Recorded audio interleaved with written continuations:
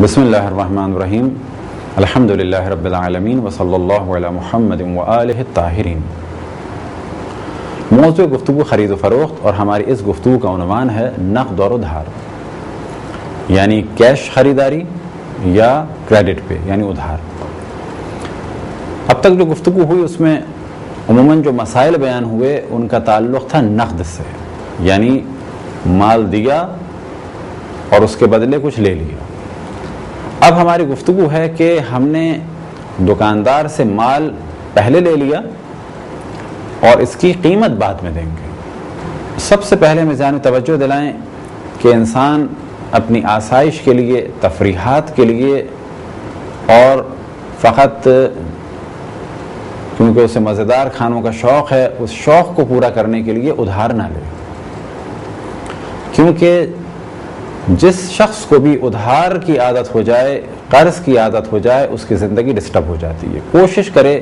کہ سادہ سے سادہ، معمولی سے معمولی کھا لے، لیکن اپنے آپ کو مقروض نہ کرے۔ تو یہ تو ایک اخلاقی نصیحت ہے، لیکن اس وقت جو ہمارا موضوع ہے وہ فقہی اعتبار سے ہے۔ ادھار معاملے کی کیفیت یہ ہے کہ جو ہم نے بیان کی کہ پہلے مال لے لے اور قیمت بعد میں ادا کرے۔ اسلامی تعلیم یہ ہے کہ جب بھی ادھار لے اور اگر کوئی شخص اپنا مال ادھار میں دے تو نقد اور ادھار کی اگر قیمت میں فرق ہے تو وہ بھی بتائے۔ اب یہاں پر یہ بات ذہن میں رہے کہ بعض دفعہ لوگ سوچتے ہیں کہ جو مال ادھار ملتا ہے مہنگا وہ سود ہے، ایسا قطعاً نہیں ہے، وہ سود نہیں ہے۔ یا وہ مال جو انسٹالمنٹ پہ کوئی سامان لیا جاتا ہے تو وہاں پر ظاہر زیادہ قیمت دی جاتی ہے تو وہ بھی سود نہیں ہے۔ یہ در حقیقت فرق ہے نقد میں اور ادھار میں۔ مثال کے طور پہ ہم یہ کہیں کہ میں اپنی یہ چیز 100 روپے کی بیچ رہا ہوں، اور اگر یہ چیز ابھی لوگے اور اس کی قیمت 2 مہینے بعد دو گے تو پھر میں 10% زیادہ تم سے لوں گا۔ یہ سود نہیں ہے، بلکہ کہا جائے گا یہ فرق ہے نقد اور ادھار کا۔ بالکل ایسے ہی معاملہ ہے یا ڈیلنگ ہے نقد کی اور یکمشت کی، یعنی نقد ہے لیکن ایک دفعہ میں اکٹھا دیا جا رہا ہے، اور دوسری ڈیلنگ ہے کہ نقد کچھ دیا جا رہا ہے اور باقی قسطوں میں دیا جائے گا۔ ادھار میں کیا ہے کہ خاص مدت کے بعد سب دے دوں گا۔ اقساط میں کیا ہے، قسطوں میں کیا ہے، انسٹالمنٹ پہ کیا ہے کہ یہ 100 روپے کی چیز آج 10 روپے دوں گا اور باقی 10 مہینوں میں 10 روپے کر کے دوں گا۔ تو یہاں پر بیچنے والا یہ کہہ سکتا ہے کہ یہ چیز اگر تم مجھ سے لوگے آج اسی وقت پورا پیمنٹ کرو گے تو 100 روپے کی ہے، اور 2 مہینے بعد پیمنٹ کرو گے تو 110 روپے کی ہے، یا بتا دے کہ 10% اوپر لوں گا، یا یہ کہ اگر اسی وقت 100 روپے دو گے تو یہ چیز لے جاؤ،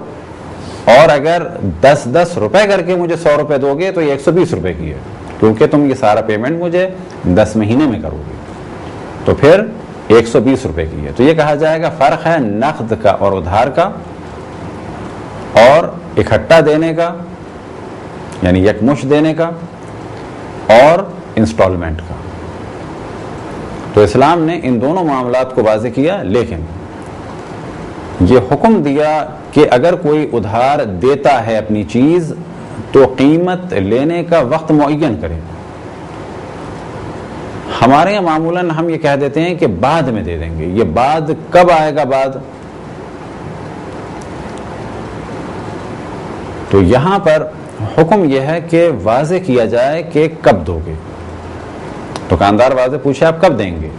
اور لینے والا جو ادھار لے رہا ہے وہ واضح کہے کہ 2 ہفتے بعد دوں گا۔ یہ مدت کس لیے ہے؟ کیونکہ ان 2 ہفتے میں دکاندار کو حق نہیں ہے کہ جس شخص نے ادھار لیا ہے اس سے اپنی رقم طلب کرے، بلکہ جیسے ہی 2 ہفتے ہوں گے اب اسے حق ہے کہ اپنی رقم طلب کرے۔ اور یہاں سے مسائل شروع ہوتے ہیں کہ اگر یہ شخص رقم نہیں دے سکتا تو اس کو مہلت دے، بہتر ہے، اور اگر وہ چیز ختم ہو چکی ہے تو اسے مہلت دے اور اسے سمجھائے کہ میری چیز دے دو، اور اگر وہ کہے کہ بعد میں دے دوں گا تو پھر اس سے مدت پوچھے کب دو گے۔ اب اگر وہ نہیں دینا چاہتا، اس کا کام ہی یہی ہے، جیسے کہ بعض لوگوں کا کام ہے مختلف جگہ سے ادھار کرنا اور غائب ہو جانا، تو پھر یہ نوبت آتی ہے کہ آپ جس ملک میں رہتے ہیں وہاں کی پولیس کے ذریعے سے یا جو بھی طریقہ ہے کورٹ ووٹ کا، وہاں سے رجوع کریں، اور اگر کسی ایسے ملک میں ہے کہ جہاں پر علماء ہیں، دیندار لوگ ہیں، تو ان کے ذریعے سے طلب کریں۔ لیکن اگر وہ شخص یہ کہتا ہے کہ میں دے نہیں سکتا اور وہ چیز رکھی ہوئی ہے صحیح و سالم، تو وہ چیز واپس لی جا سکتی ہے، لیکن کب کہ جو مدت بیان کی ہے اس کے بعد۔ بس اگر کوئی معاملہ کرے یعنی خریدنے اور بیچنے کا اور ادھار معاملہ ہو اور مدت معین نہ ہو، تو یہ معاملہ اسلامی نگاہ میں بالکل غلط ہے، بلکہ مدت معین ہونی چاہیے، یعنی ٹائم پیریڈ بتانا چاہیے کہ کتنے عرصے کے بعد تمہارا یہ ادھار میں اتار سکوں گا۔ اسی طرح سے ضروری ہے کہ جو چیز خریدی ہے اس کی قیمت معلوم ہو، اور یہ بھی معلوم ہو کہ ادھار معاملہ اگر ہو رہا ہے، یعنی اگر یہ کریڈٹ پر معاملہ ہو رہا ہے، تو کیا اسی قیمت میں یہ دے رہا ہے یا کچھ زیادہ قیمت میں دے رہا ہے، تو اصل قیمت بھی معلوم ہونا چاہیے، اور جو زیادہ وہ وصول کر رہا ہے اس کا بھی علم ہونا چاہیے۔ بس اگر کوئی شخص کسی کو اپنی چیز بیچ دے اور معاملہ ادھار کا ہو اور قیمت نہ بتائے تو بھی معاملہ غلط ہوگا، یعنی یہ ڈیلنگ بالکل غلط ہے اسلامی اعتبار سے۔ اور اگر قیمت تو بتا دے لیکن یہ نہ بتائے کہ ادھار معاملے میں کتنے % زیادہ لے گا، تو بھی یہ معاملہ باطل ہوگا۔ اب اگر جس شخص نے کوئی چیز ادھار لی ہے اور مدت معین ہوئی ہے، فرض کریں کہ 6 مہینے بعد اس کی قیمت ادا کروں گا، اب اگر یہ پہلے قیمت ادا کر دے تو کوئی حرج نہیں ہے، معاملہ اپنی جگہ صحیح ہے۔ یکمشت زیادہ پیسے دے دے تو بھی معاملہ صحیح ہے، اور اگر 6 مہینے گزرنے سے پہلے دوبارہ مدت کو بڑھوا لے، دوبارہ اجازت لے لے، تو بھی معاملہ صحیح ہے۔ اصل موضوع یہ ہے کہ قیمت کا اندازہ ہو کہ یہ چیز کتنے کی ہے، دوسری چیز یہ کہ کتنا زیادہ وہ لے گا، نقد اور ادھار میں کتنا فرق ہوگا، اور تیسری چیز یہ کہ مدت معین ہو، اور ساتھ ہی اس جانب توجہ رہے کہ جس سے چیز لی ہے اس کے پیسے کو بہت زیادہ ڈیلے نہ کیا جائے۔ بس اگر اس نے 6 مہینے کا وقت دیا ہے تو کوشش کریں کہ 6 مہینے میں اسے ادا کر دیں، اگر ممکن نہیں ہے تو اس سے باقاعدہ اجازت لیں کہ مجھے 1 مہینے کی اور مہلت دے دیں۔ لیکن اس جانب توجہ رہے کہ یہ تو احکام بیان ہو رہے ہیں، لیکن ساتھ میں اخلاقی موضوع بھی بیان ہو، کسی کے مال کو نہ ماریں، کسی کے مال کو ضائع نہ کریں، کیونکہ ضائع کرنے کا طریقہ یہ ہوتا ہے کسی نے آپ پر احسان کیا اور اپنا مال دیا، اور آپ اس کی قیمت اسے اتنی زیادہ مدت کے بعد دیں کہ اب اس پیسے کی حیثیت نہ ہو۔ مثال کے طور پہ کسی نے آپ کو 10,000 کا سامان دے دیا اور یہ آپ نے کہا تھا کہ اسی مہینے دے دوں گا، اور اب آپ 10 سال کے بعد اس کو 10,000 روپے واپس دیں گے، در حقیقت یہ اس پر آپ نے ظلم کیا، خصوصاً آج کے دور میں، کیونکہ جو پیسے آپ نے دیے اب اس میں وہ قوت خرید نہیں رہی۔ کل اگر آپ نے 10,000 کا اس سے سامان لیا تھا تو آپ کو اس کو 10,000 روپے دینے تھے، 10,000 روپے میں بہت سامان آتا، آج جو آپ نے 10,000 روپے اس کے دیے واپس، تو اس 10,000 میں تو اس سامان کا 10واں حصہ بھی نہیں آئے گا، کیونکہ پیسے کی قیمت بڑھ گئی اور پیسے سے وہ چیزیں اب نہیں خریدی جا سکتی جو 10 سال پہلے خریدی جا سکتی تھیں۔ ایک نصیحت خصوصاً دکانداروں کے لیے کہ وہ بعض غریب افراد سے سامان لے لیتے ہیں، اور اس جانب بھی توجہ رہے کہ انڈیا پاکستان میں جو گھروں پہ دودھ آتا ہے یا اخبار آتے ہیں یا دکانوں میں جو شاپر وغیرہ لوگ دے جاتے ہیں، تو یہ عام طور پر ادھار دے کے جاتے ہیں، اور یہ ان کا احسان ہے کہ پہلے آپ کو دودھ دے رہے ہیں، اس کی قیمت بعد میں لے رہے ہیں، پہلے آپ کو اخبار دے رہے ہیں، ان کی قیمت بعد میں لے رہے ہیں، پہلے آپ کو شاپر یا تھیلیاں یا کاغذ دے رہے ہیں اور اس کے پیسے بعد میں لے رہے ہیں۔ تو جتنا جلد ہو سکے ان کا پیسہ ان کو لوٹائیں۔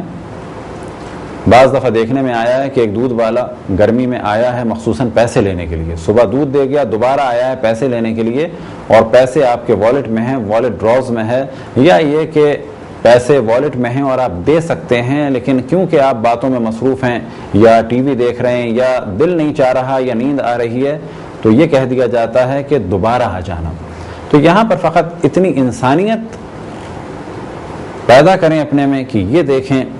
کہ وہ شخص پہلے آپ کو دودھ دے رہا ہے، اب اپنی قیمت لینے آ رہا ہے دودھ کی، تو آپ ہلکی سی حرکت نہیں کر سکتے، ہلکی سی جنبش نہیں کر سکتے، تھوڑی سی موومنٹ کی ضرورت ہے، وہ پیسہ نکال کے بچے کو دے دیں، کسی اور کو دے دیں، یا خود دروازے تک جائیں،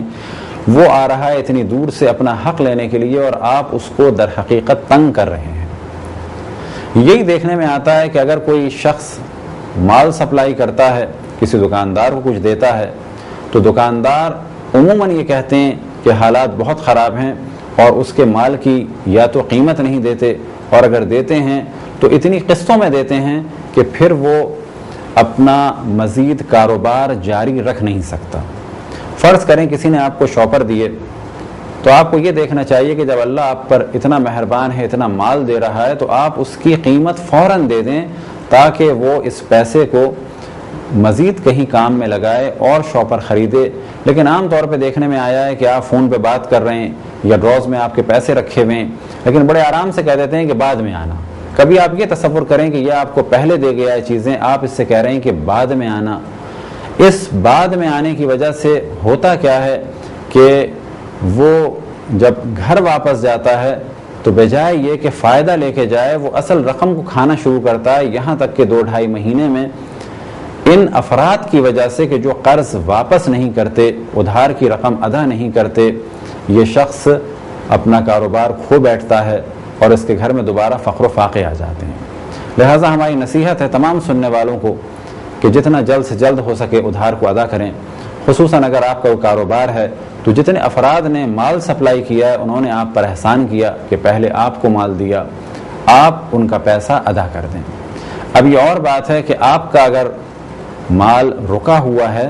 تو آپ اس سے طلب کریں، لیکن یہ قطعاً مناسب نہیں کہ اگر آپ کا مال لاکھوں کا رکا ہوا ہے، آپ کے حالات پھر بھی اچھے ہیں، لیکن ایک غریب کے آپ 1000 روپے یا 10,000 روپے روک لیں، تو یہ سوچنا چاہیے کہ آپ کے پاس ابھی بھی بہت کچھ ہے، لیکن یہ غریب ممکن ہے کہ فاقوں میں مبتلا ہو جائے، اس کے بچوں کے پاس نہ دوا ہو، نہ کھانے کے لیے کھانا ہو۔ اور اس جانب توجہ رکھیں کہ حقدار کو اس کا حق دینا سب سے بڑی عبادت ہے، حتیٰ اگر آپ کسی کا حق ماریں اور اس کے بعد صدقہ دیں تو اس صدقے کا فائدہ نہیں ہے، کیونکہ سب سے بڑی عبادت یہ ہے کہ حقدار کو اس کا حق ادا کریں، اس کے بعد کوئی کار خیر اور صدقات یا دیگر ثواب جاریہ کے کام کو انجام دیں۔ خداوند تبارک و تعالیٰ سے دعا ہے کہ بحق محمد و آل محمد ہمیں اپنے رسول، اپنی حجتوں، خصوصاً امام زمان علیہ الصلوۃ والسلام کی معرفت اور اطاعت کی توفیق عطا فرمائے۔ وصلی اللہ علی محمد و آلہ الطاہرین۔